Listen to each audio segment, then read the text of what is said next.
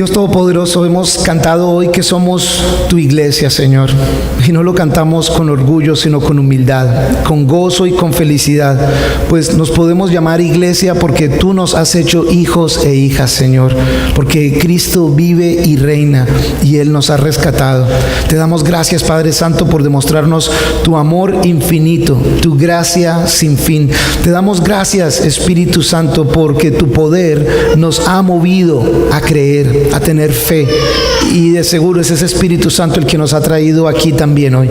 Y hoy te pedimos que nos hables y nos instruyas y nos equipes, mi Señor, que no sigamos viviendo experiencias religiosas, sino que vivamos, Señor, radicalmente y determinadamente la fe que nos has dado, el propósito que tú tienes para nuestras vidas, que sea cumplido y tu santo nombre sea exaltado en nosotros y a través de nosotros, tu iglesia, Señor.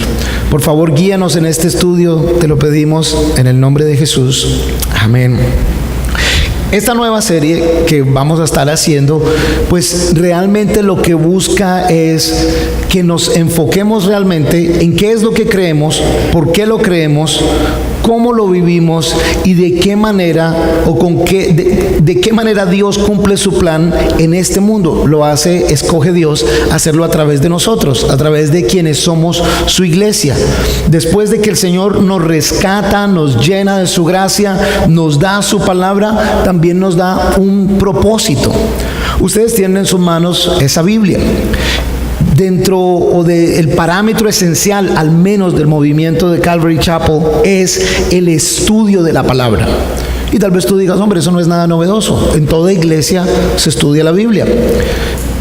Pero respetuosamente diría que no es así. Sí, hoy, en este día, en miles de sitios, por hablar solo de Colombia, supuestamente se tiene la Biblia y se va a estudiar. Pero ¿realmente la estudiamos? ¿Realmente sabemos lo que dice allí? ¿Realmente creemos lo que dice allí? Porque si sales a la calle y caminas 2 cuadras, creo que te darás cuenta que tal vez de creerlo no hay mucho. De pronto de ir, de tenerlo en la mano, sí haya mucho, pero de vivir este mensaje, muchos han dicho que es un manual de vida, y yo estoy de acuerdo, pero ¿realmente lo utilizamos para el día a día? ¿O será que es como el manual del teléfono? Estoy seguro que el 99% de ustedes tienen teléfono, y cuando lo compraron venía con un librito, un manual, venía en una cajita. ¿Cuántos de ustedes tienen el manual ahorita aquí de pronto en la cartera o en el bolsillo, el manual del teléfono? Y de eso me imaginé.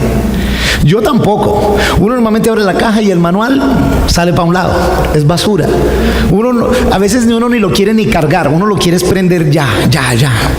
Y si viene sin carga, qué desespero, porque lo quiero es utilizar rápido. Aún como cristiano, ya, estoy apasionado, quiero vivir para Cristo. Está bien, pero sin el manual vivirás para Cristo a un 10% de tu potencial.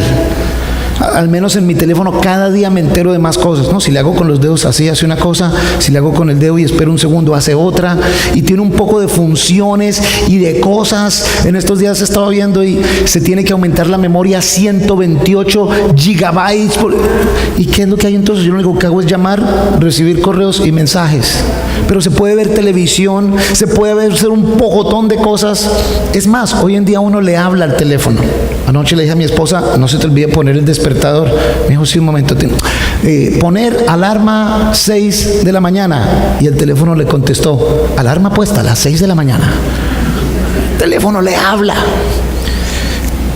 Si tuviera el manual, yo le sacaría un fruto a esto espectacular. Yo le saco de fruto a esto un 20%.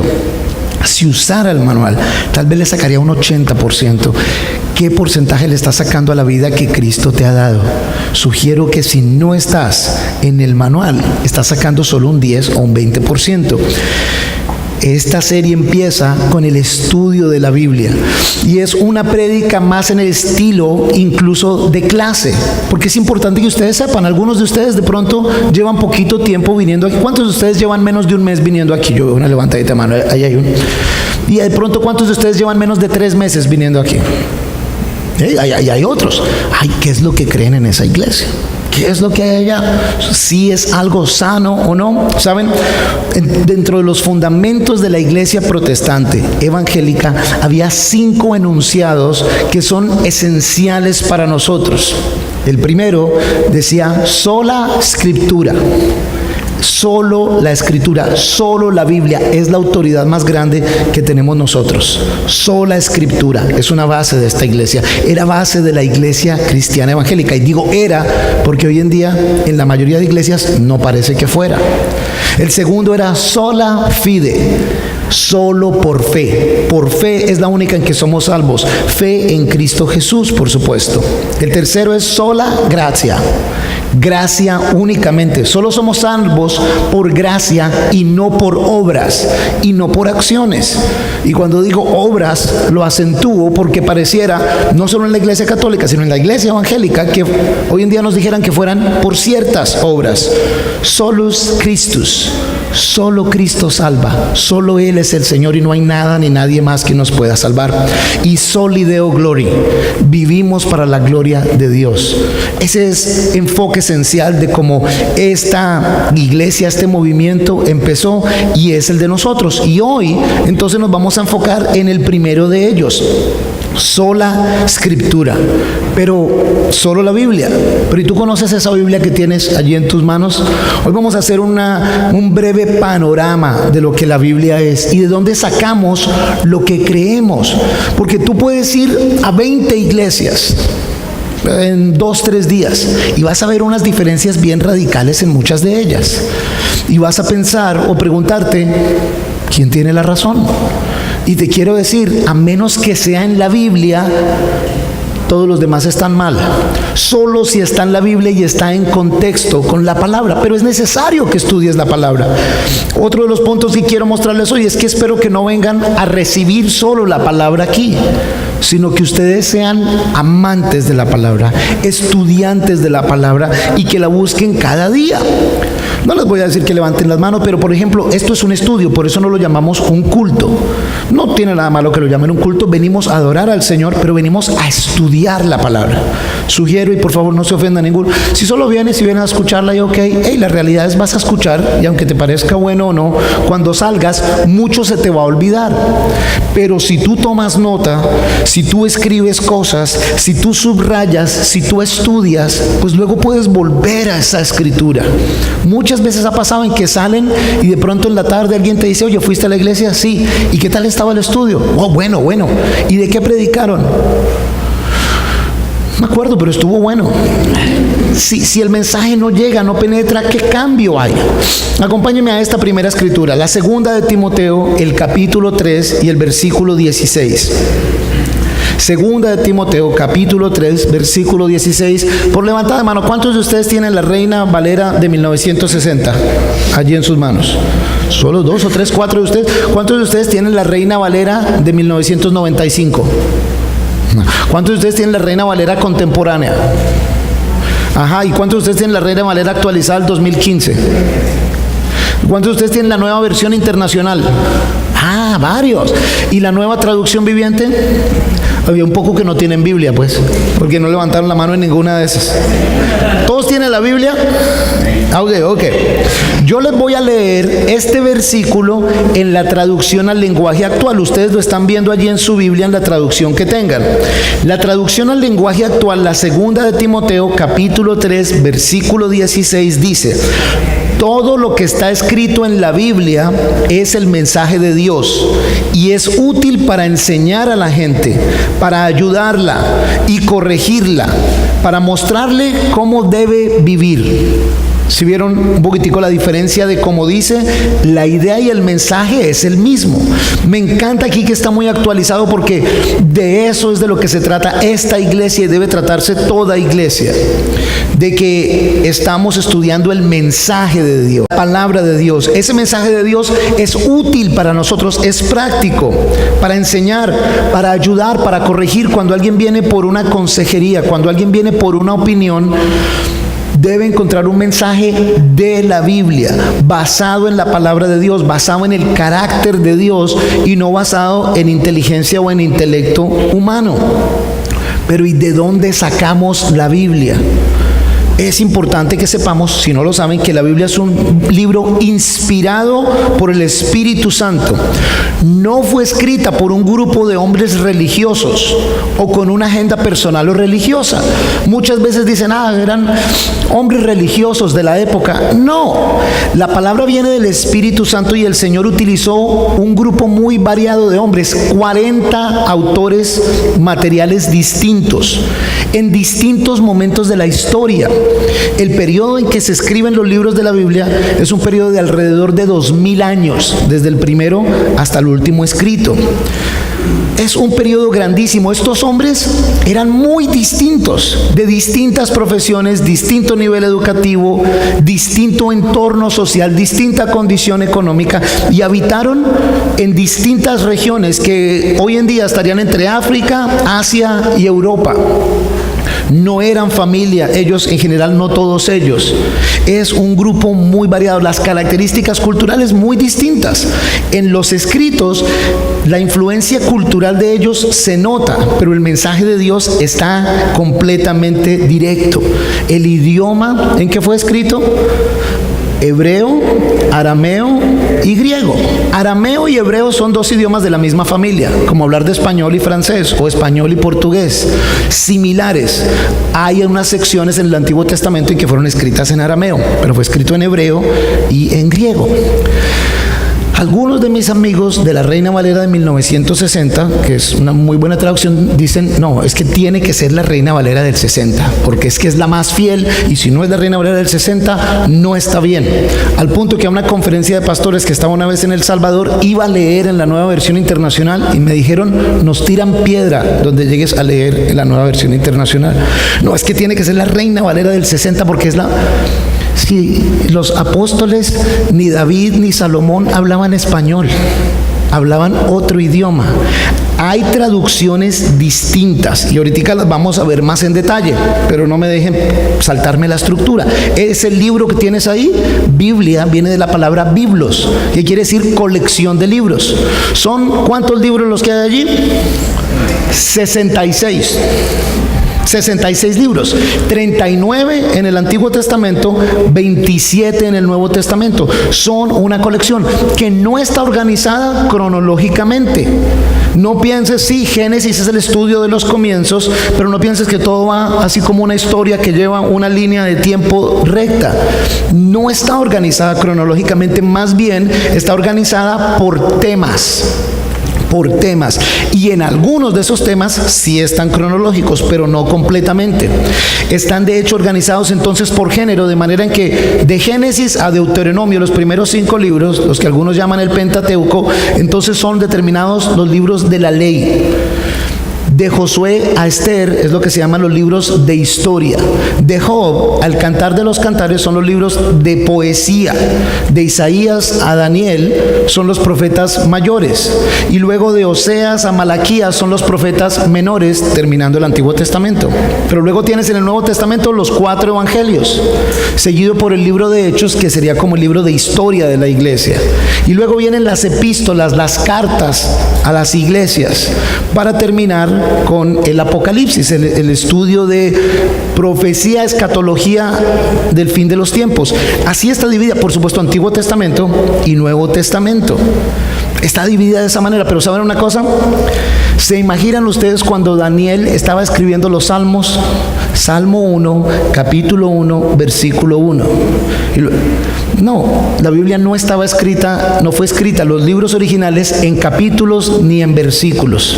Esa división fue hecha mucho más adelante. De hecho, buscando, fue dividida en capítulos por primera vez en el año 1227 de nuestra era. Hasta el año 1227 no tenía capítulos y versículos.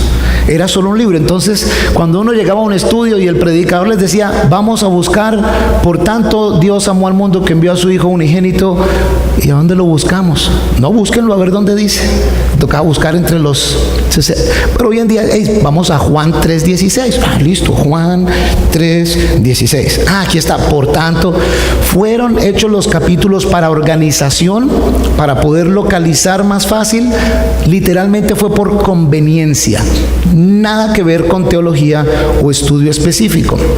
Es más, honestamente algunos de los capítulos, hay veces terminas un capítulo y empiezas el otro y dices, pero ¿y por qué se acabó este capítulo si la historia aquí continúa?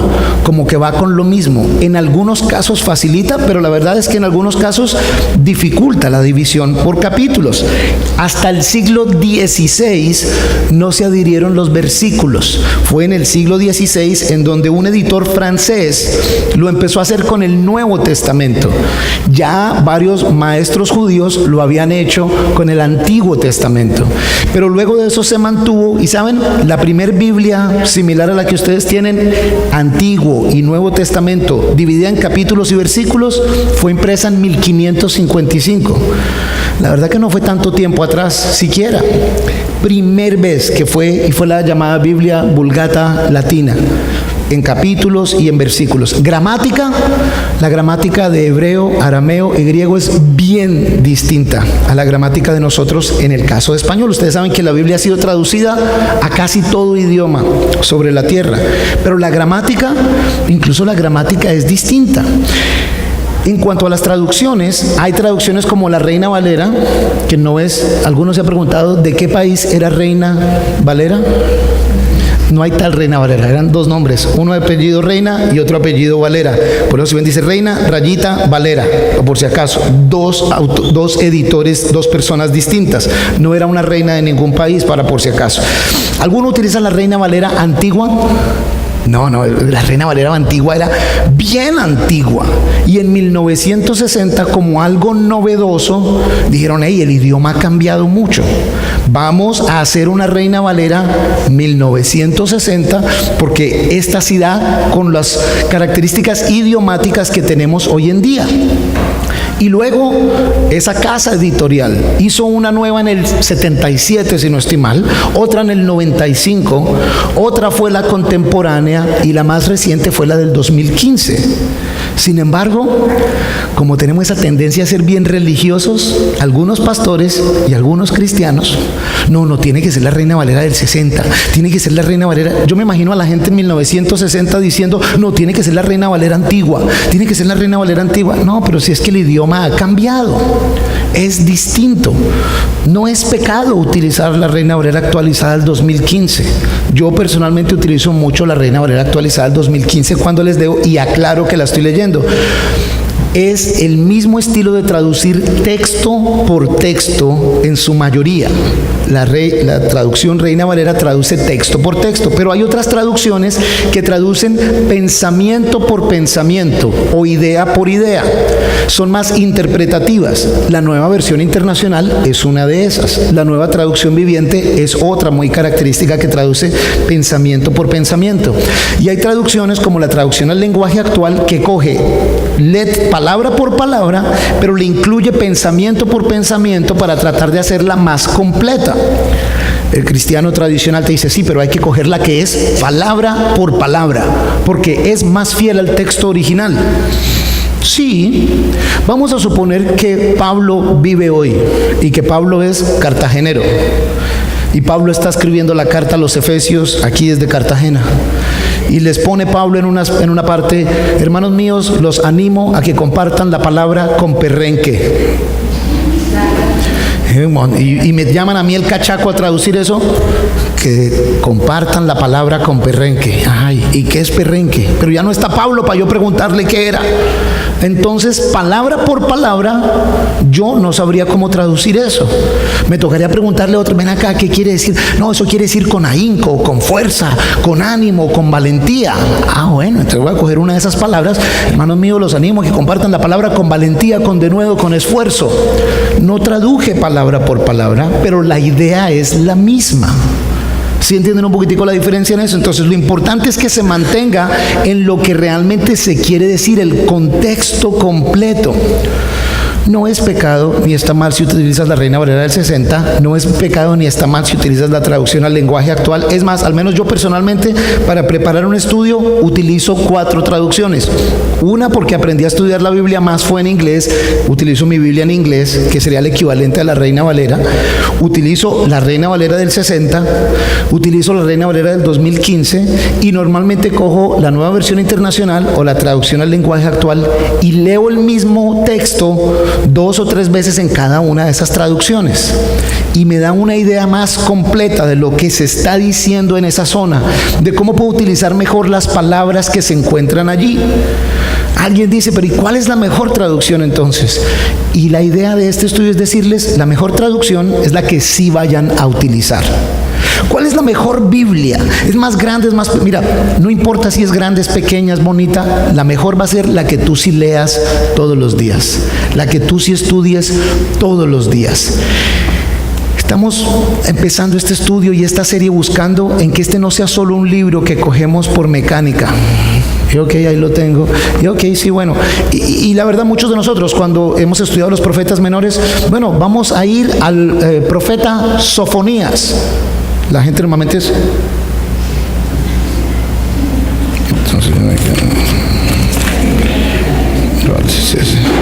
¿Qué clase de Biblia utilizan aquí? Eso es man Sofonía. Sí, vamos a ver. O si no, vamos a ver a Habacuc. Empiezan a Habacuc, entonces uno empieza a mirar al de al lado. Entonces uno se hace loco ya. Ya cuando ya ven que ya el pastor va a ser, la tienen abierto en Levítico. Conozcamos la Biblia, qué es lo que se está predicando, porque si no la conocemos, imagínense una cosa, ¿en qué año les dije que la primera Biblia fue editada? 1555. ¿Cómo la iglesia en sus primeros 1550 años estudió la palabra? ¿Saben cómo la estudiaba? La gente venía así como ustedes, pero no tenían nada en sus manos. El predicador sacaba un rollo, tin, y les echaba un rollo, podía ser, o de pronto sí les leía la palabra y luego les hablaba de eso. Y cada quien, ok. Es más, en su época la Iglesia Católica les decía, no lean la Biblia. Es muy complicada, es muy difícil, ustedes no la deben leer, vengan que nosotros se las enseñamos a ustedes. Y alejaban a la persona de la palabra. Es Martín Lutero quien escribe una protesta a la Iglesia Católica, quien escribe unas tesis, unas ideas y se queja ante la Iglesia Católica, les dice, esto no está bien, esto que estamos haciendo no está bien. Y la Iglesia Católica, el Papa en su momento lo amenaza con excomunión, excomulgarlo. Y Martín Lutero, entre otras, les contesta, a menos que me vayan a discutir con versículo y capítulo y palabra de Dios en mano, no me echo para atrás, porque mi protesta, mis tesis están basadas específicamente en la palabra de Dios y no veo la palabra de Dios en práctica en lo que ustedes están creyendo. En su momento, pago de indulgencias como algo necesario. En su momento, adoración a la Virgen María y considera a la Virgen María como corredentora, intercesora por nosotros. En su momento, oración a los santos. En su momento, otras cosas así. Martín Lutero decía, esto no es basado en la palabra. Viene la protesta, viene la iglesia protestante, la iglesia evangélica, y tristemente, en este momento, mucha iglesia evangélica paga para que te vaya bien. Paga para que Dios te bendiga, como si fuera un impuesto. Igual tienes que pagar si te vas a bautizar. Igual tienes que pagar. Lo mismo de lo cual Martín Lutero protestó en su época, lo ha adoptado la iglesia evangélica en su mayoría hoy. Muchachas no pueden cortarse el pelo, no se pueden poner aretes, no se pueden maquillar, no se vayan a hacer un tatuaje, porque eso es pecado. Me acuerdo cuando me hice este tatuaje, van a ser 3 años. Varias de las personas de la iglesia en ese momento me dijeron, ¿ese tatuaje es por jugar? ¿Es removible? No, es de verdad. Pero ¿cómo así? Si eso es pecado. Y les dije lo mismo, ¿basado en qué versículo y en qué capítulo? Hay tres partes en la Biblia en donde se habla de marcarse el cuerpo. Una es Levítico, capítulo 18, en donde se le dice al pueblo de Israel que está entrando a Canaán, no se marquen ni se corten para honrar a los muertos como lo hacen los cananeos. No es mi caso, no estoy honrando a ningún muerto, ni es en luto, ni lo estoy haciendo como los cananeos.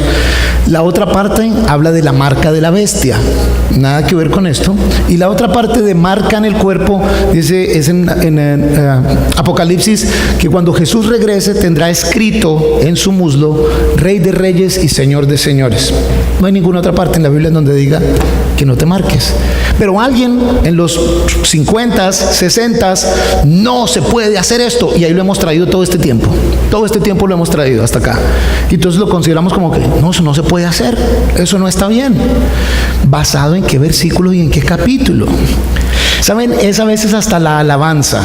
En la alabanza estamos cantando, adorando al Señor, y de pronto entre canción y canción, Juanchi lo hacía hoy: Señor, y sí, haz esto, Señor, y vas a hacer grandes cosas en esta ciudad, y las vas a hacer con nosotros que somos tu iglesia. Y sí, es un momentico de adoración, pero hay que tener cuidado, porque hasta en esos momentos, decimos, en estos días estaba en un sitio que me invitaron, y la dama que estaba liderando la alabanza, que por cierto entonces era 15 minutos por cada canción, cuando cada canción dura 3 o 4 minutos, dice en medio de sus cosas: alábelo, alábelo, Él es lo mejor de la creación. ¿Cómo? ¿Dios es lo mejor de la creación? Eso quiere decir que Dios es algo creado. No, Él es el creador, no Él es lo mejor. Yo sé que eso no fue lo que ella pensó, pero en el momento de hablar y hablar y hablar y solo decir cosas, dice uno cosas sin siquiera pensar y saber con quién está hablando, de qué es lo que estoy yo hablando aquí realmente. Y por eso es que es esencial que tengamos la palabra, es nuestra fuente de verdad. Josué capítulo 1 versículo 8, vayan allá por favor. Josué capítulo 1 versículo 8.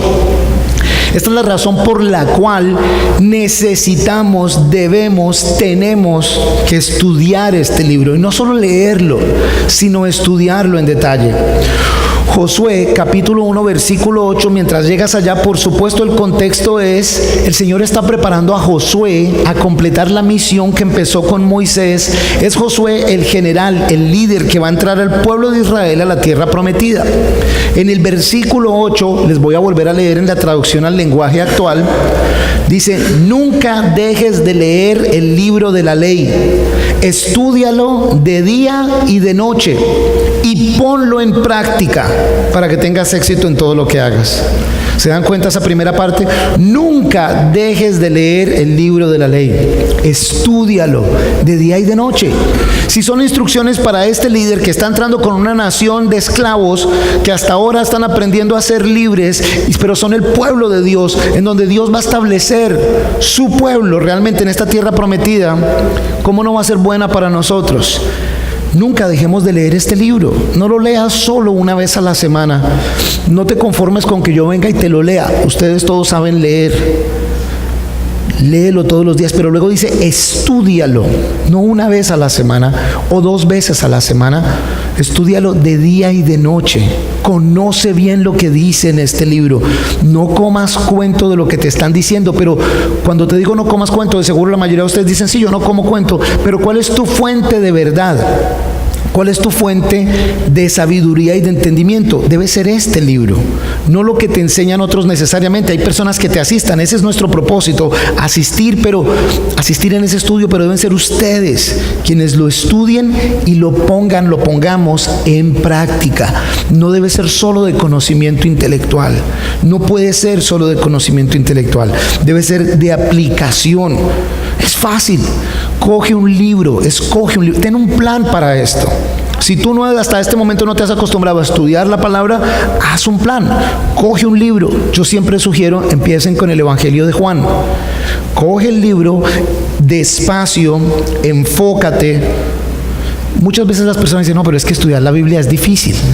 Y si tú dices: bueno, voy a coger un libro, y te llegas aquí y de pronto dices: a ver, ¿dónde empiezo? Voy a empezar aquí por el principio. Voy a empezar en el libro de Levítico. ¿Quién será ese señor Levítico? Debe ser el de Levi's, el de los jeans, Levi's, no. Y entras y empiezas a ver cosas. Entonces sacrificas una paloma, y si no traigas una bestia inmunda o el cadáver de un animal inmundo. Uy, no, mejor no. Leo otro. Números. No, y yo que soy malo para las matemáticas. No. Mejor no leo la Biblia. Mejor si voy allá que me la... Hay un momento para estudiar esas secciones de escritura, pero si estás empezando y lo vas a hacer solo, empieza por el Evangelio de Juan. Hazlo despacio, hazte un plan, dedica un tiempo sin distracción para hacerlo. Ojalá tengas 2 o 3 traducciones. Hoy en día en internet, Bible Gateway es un muy buen recurso y están traducciones en español también. Coge 2 o 3. escribe preguntas. Este libro debe ser uno de estudio. Entonces, si tú tienes tu Biblia, debieras ir leyendo y dices aquí, estos son los nombres de los valientes que tuvo David. Valientes, a ver, ¿por qué dice que son valientes? ¿En qué momento? ¿Cómo sabemos que son valientes? ¿Por qué se refiere a ellos como valientes? Estas serían cosas que yo anotaría. Y luego sigo leyendo el texto para ver si este texto me dijo por qué son valientes. Y si no me lo dijo, pues leo antes. ¿Por qué? ¿Y por qué se hace esa reseña de que son valientes? Escribe preguntas, pide revelación, por supuesto, al Señor, ora antes y después de leer. Pero luego di, bueno, Señor, ¿y esto qué tiene que ver conmigo hoy en día? ¿Cómo yo puedo poner en práctica? ¿Cómo yo puedo aplicar esto a mi vida hoy en día? ¿Cómo esto me transforma? Ese sí realmente es un estudio de la palabra, porque esa es la fuente de verdad. No pienses que la fuente de verdad, bueno, voy a ir a Calvary a ver qué dicen de esto. Voy a ir a esta otra iglesia a ver qué dicen de eso. Voy a preguntarle a esta otra persona a ver qué dice de esto. Está bien, pero si tú mismo lo buscas en la fuente, pues no vas a saber si es así o no. Te van a poder decir algo, está en la Biblia, aquí lo dice, pero si está fuera de contexto te van a confundir. ¿Sabías tú que en la Biblia dice Dios no existe? Y alguien te puede decir, la misma Biblia dice Dios no existe. Solo que dice, solo un tonto dice Dios no existe. Pero si yo cojo un solo versículo y lo saco del contexto, dice algo que no es. Si tú juegas con la palabra y coges solo pedacitos, si juegas como si la palabra fuera una bola de cristal, hoy estoy aburrido, ¿qué voy a decir? Señor, háblame, Señor, aquí. Y Judas fue y se ahorcó. Uy, no, este no, dame otro. Ay, dame una promesa, Señor, dame una. Ay, mira esta promesa. Y entonces te quitaréis los zapatos de toda tierra a la que llegues, y entonces esa tierra será tuya. Bueno, Señor, entonces mañana cuando llegue a ese trabajo, a la entrevista de empleo, me quito los zapatos y entro descalzo, y Señor, declaro que este trabajo es mío, porque tú me diste esa promesa. No, eso era en contexto para el pueblo de Israel en ese momento de la historia. No le metas esoterismo a la palabra de Dios. No quiere decir que a todo lado que vayas y te quites descalzo, entonces eso es tuyo. Eso no funciona. Yo he ido al Hilton varias veces y lo he hecho, y nada que me regalan ese edificio a mí. No funciona. No lo he hecho. Pero si la palabra es fuente de verdad, debes enfocarte en lo que dice esa verdad, y ese debe ser el fundamento de tu fe. La serie Somos Iglesia solo se puede arrancar si sabemos que nuestro fundamento es Cristo Jesús, la palabra de Dios, y es nuestra constitución por la cual vamos a hacer todo el resto de cosas. En las próximas semanas vamos a estudiar acerca del ayuno, de la oración, de la alabanza, de los dones del Espíritu Santo, del mover del Espíritu Santo, del bautizo en agua, del bautizo en el Espíritu Santo. Y vas a decir, ¿de dónde está sacando todo eso? Y tiene que ser de la Biblia, en contexto en la Biblia. No vayan allá, yo se los menciono por tiempo. El Salmo 138, el versículo 2 dice, porque has engrandecido tu nombre y tu palabra sobre todas las cosas. Consideramos que la palabra de Dios es la verdad absoluta de Dios. El Salmo 33, versículo 4 dice, porque recta es la palabra de Dios y toda su obra es hecha con fidelidad. La palabra de Dios es verdad. Entre el hombre y la palabra de Dios, el hombre es un mentiroso, la palabra de Dios es verdad y perdura para siempre. No es un mensaje para 2000 años atrás. No hay tal que la cultura y el mundo ha cambiado, entonces la palabra no es relevante hoy en día. El carácter de Dios no cambia, es siempre el mismo. Jesús mismo habla en su oración al Padre. Juan 17 nos dice que Él dijo, santifícalos en tu verdad. Tu palabra es la verdad. Y esa palabra santificar o santo es apartado para Dios. Señor, apártalos para ti, prepáralos en santidad con tu verdad. Tu palabra es la verdad. Estamos en un proceso de santificación y es la palabra de Dios la que nos forma en santificación, el poder del Espíritu Santo, pero el manual, nuestra instrucción, viene directamente de la palabra. Pero debe ser una palabra que tú conoces, que tú crees, que tú vives y que tú aplicas en tu vida. No es el consenso de la mayoría de la gente. De las decisiones que tomó la Iglesia Católica en su momento erradas y cambiaron la doctrina y la volvieron algo pésimo, fue, no, entonces vamos a hacer el consejo de no sé cuánto, y cogían un poco de arzobispos, obispos, cardenales, y se ponían, bueno, esto es lo que nosotros estamos de acuerdo y vamos a decidir esto. Sí, pero no está de acuerdo a la palabra, no importa, pero nosotros que somos las autoridades espirituales decidimos que así es. Y hoy en día también, mucho concilio y mucha asociación cristiana decide hacer un poco de cosas que no tienen nada que ver con la palabra, pero es que decidimos todo. La asociación de pastores decidimos que tal cosa. Pero eso no tiene un contexto bíblico. No importa, pero ellos lo decidieron hacer. Se vuelve un relativismo moral. Miren, la única fuente de verdad es la palabra de Dios. Sin la palabra, cada quien va a hacer lo que quiere hacer. No sirve. Jueces, el libro de Jueces, que es un libro de subidas y bajadas, termina en el capítulo 21, en el versículo 25, diciendo: en esos días no había rey en Israel y cada uno hacía lo que bien le parecía. La traducción al lenguaje actual dice: cada uno hacía lo que le daba la gana. Y hay veces dentro de la misma iglesia cada uno anda haciendo lo que le parece mejor. Y los demás, bueno, respeto lo que tú haces, respeto lo que tú haces. No, si no está de acuerdo con la palabra de Dios, no está bien. Y la palabra de Dios en contexto. No puede ser en que cada quien haga lo que le parezca bien, lo que desee, pues eso se llama una anarquía. No hay orden. Cada uno hace lo que quiere, no es el orden de Dios. El Salmo 119, el versículo 60 dice: la suma de tu palabra es verdad y eterno es todo juicio de tu justicia. Eterno, no por un tiempo, no para esta época, es eterno. La suma de la palabra de Dios es todo. Debemos tener claro. Acompáñame a esta escritura, segunda de Timoteo, en el capítulo 4. Segunda de Timoteo, capítulo 4. Debemos tener claro que creemos lo que la palabra de Dios es. Palabra de Dios, escrita por hombres, inspirada por Dios, con propósito divino para el pueblo de Dios. La segunda de Timoteo, el capítulo 4, el versículo 3 dice: porque vendrá tiempo cuando no sufrirán la sana doctrina, sino que teniendo comezón de oír, se amontonarán maestros conforme a sus propias concupiscencias. En una traducción más moderna dice: vendrá tiempos cuando no querrán escuchar la sana doctrina, sino que querrán escuchar lo que los hace sentir bien, y se juntarán y harán de acuerdo a lo que cada uno quiere. Si en algo se ve esto, realidades en la iglesia de hoy en día. Cada quien va a la iglesia a escuchar el mensaje que quiere escuchar y busca el sitio en donde le digan y le hagan sentir bien. La mayoría, de hecho, van a una iglesia a sentirse bien. Y si el mensaje no fue de sentirme bien, pues no me gustó y ya no voy. ¿Saben? El mensaje de la palabra de Dios nos hace sentir bien en el sentido de que somos salvos por la gracia de Cristo, pero también nos confronta con la verdad. Jesús, el estilo de Jesús es uno de gracia. Sin la gracia ni nos hubiéramos podido acercar al Padre.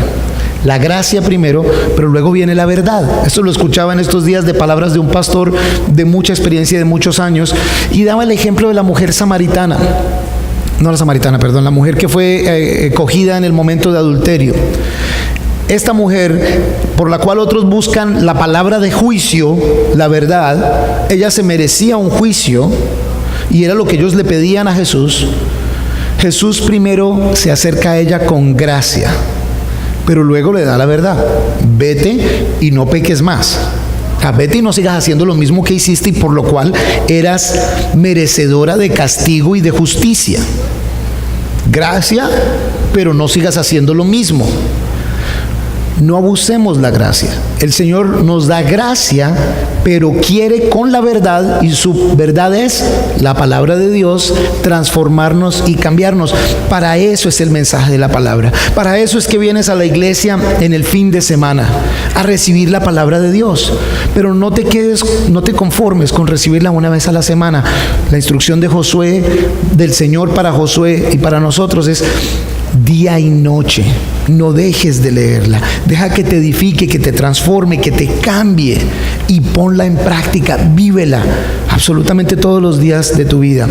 La palabra es real. Si por si acaso tienes dudas, confirmación geográfica, de la información geográfica que se ve en la Biblia, de la información histórica de la cual se ve en la Biblia, el contenido científico sin ser un libro de ciencia que se ve en la Biblia, el cumplir de las profecías acerca de Jesús, profecías desde el Antiguo Testamento, profecías escritas cientos de años, incluso miles de años antes de Jesús, y que se cumplieron todas en Jesús. La probabilidad matemática es inexpresable para que se cumplieran de verdad. Es un libro sobrenatural, es la palabra de Dios, en eso es en lo que creemos. La primera canción que cantamos hoy se llama Creemos, y creemos en el Padre, en el Hijo, en el Espíritu Santo. Creemos en su Hijo Jesús, que vino a rescatarnos y que viene otra vez y que nos está equipando. Y la última canción que cantamos, que es la misma que vamos a cantar para terminar, se llama que somos la iglesia. Y primero dice, hey, somos tu iglesia, somos tu pueblo, somos una nación, nuestra bandera es la cruz de Jesús, nuestro motivo es la tumba vacía. Y luego canta, vivo estás en gloria, Señor, y adoramos al Señor. La idea es adorar al Señor, pero no con una canción o un día. El motivo de esta serie es que adoremos al Señor viviendo para el Señor cada uno de nuestros días. No sé qué motivos tengas y qué motivaciones tengas y qué planes tengas, qué propósitos tengas para este año, pero tal vez el mejor propósito, el único que debes tener, es el de seguir a Cristo de todo corazón, el de tener su palabra como tu manual y tu dirección de vida, el que la sabiduría de Dios que está expresada en su palabra se haga realidad en tu vida. Y te garantizo, no yo, Dios mismo, que al hacerlo tu vida será transformada, tu vida será otra. Y no solo eso, la otra canción que cantamos y será tema para nosotros en estos días es: eres Dios de esta ciudad. Dios es Dios de todo el universo, pero esta ciudad, grandes cosas va a hacer Dios si su iglesia se parece a Él. Mientras la iglesia de Cristo no se parezca a Él, no seremos más que una farsa, otra religión sin fundamento y sin esencia e inútil. Pero si esta iglesia, cada uno de nosotros, cada persona, la iglesia de Cristo, se empieza a parecer a Él, grandes cosas vienen ya. Grandes cosas Dios hará en Cartagena, en Bolívar, en Colombia y en todo el mundo. Solo hay una forma de que nos parezcamos a Él: estando en su palabra, escuchando su verdad, obedeciendo su palabra y viviéndola prácticamente. Amén. Acompáñame en oración y luego cantamos esta canción nuevamente, la de Somos Iglesia. Dios Todopoderoso, venimos a ti, mi Señor, arrepentidos de seguro algunos de nosotros, Señor, a pedirte perdón, Dios, pues tal vez el estudio de tu palabra no es algo que hayamos hecho, Señor. Tal vez somos lectores de tu palabra. Tal vez algunos somos oidores de tu palabra. Pero como Santiago nos anima, Señor, en su carta, ayúdanos a ser hacedores de tu palabra. Ayúdanos a ser con denuedo estudiantes de tu palabra, con disciplina, con dedicación, con pasión. Señor, ayúdanos a tener hambre por tu palabra, Señor. Ayúdanos a estar sedientos de tu palabra, Dios. Llénanos de tu Espíritu Santo. Muévenos, Señor. Ayúdanos a que de aquí salgamos hoy con la determinación de cada día dedicarle, aunque sea 15, 20 minutos, a estudiar tu palabra, Señor. Equípanos, Dios, pues somos tu iglesia, Señor. Somos tu pueblo, somos tu nación, mi Señor. Y queremos que en nosotros se vea la gloria de Jesús, que sea develada en nuestras vidas, en nuestras palabras, en nuestras acciones. Señor, que tu palabra sea escrita como lo dijo el profeta, en nuestros corazones, y se vea en nuestros ojos, se escuchen nuestras voces, se vean nuestras acciones, Dios. Señor, danos tu palabra, por favor, y ayúdanos a vivir tu palabra y por tu palabra, para la gloria de tu Hijo Jesús, Señor. Bendice a cada uno de nosotros en este nuevo propósito, en este deseo, y enséñanos a amar tu palabra, que es lámpara para nuestro pie, luz para el camino, Dios. En tus manos nos encomendamos, Señor, en el nombre de Jesús. Amén. Vamos a ponernos de pie, cantamos al Señor.